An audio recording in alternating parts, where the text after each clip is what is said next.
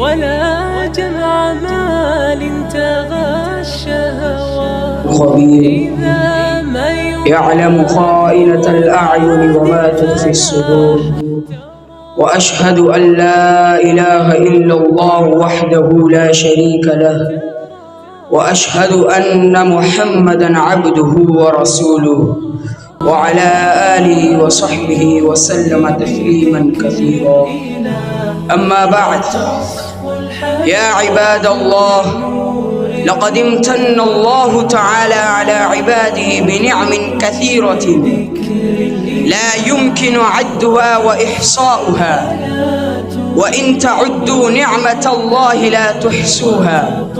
وسخر لهم كل شيء في الكون من أجل طاعته وعبادته.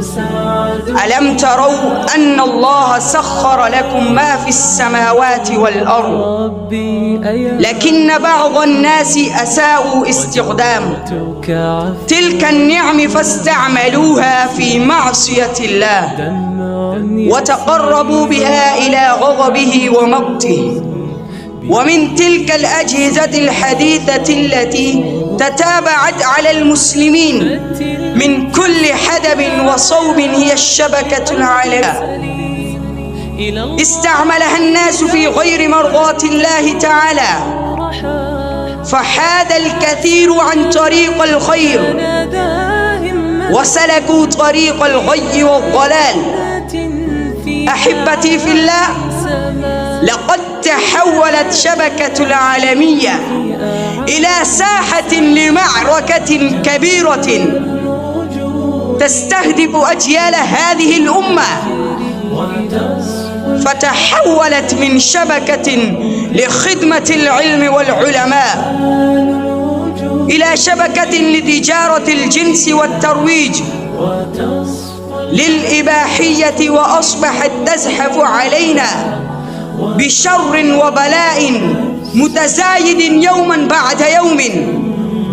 وقد وقع في شراك هذه الشبكة فتاة وفتيات من المسلمين، ودخل من خلالها الشيطان وأعوانه إلى هؤلاء وأوقعوهم في أوكار الرذيلة وفي فتنة التفكير والتفجير. ونرى ما حصل من هذه الشبكة من تدمير للبيوت وإفساد للأخلاق وقضاء على الحياء والكرامة. يا أيها المسلمون، إن دولا غير مسلمة أصبحت تشعر هذا الخطر، وأخذت تطالب بتهذيب الشبكة العالمية وتوجيهها لما ينفع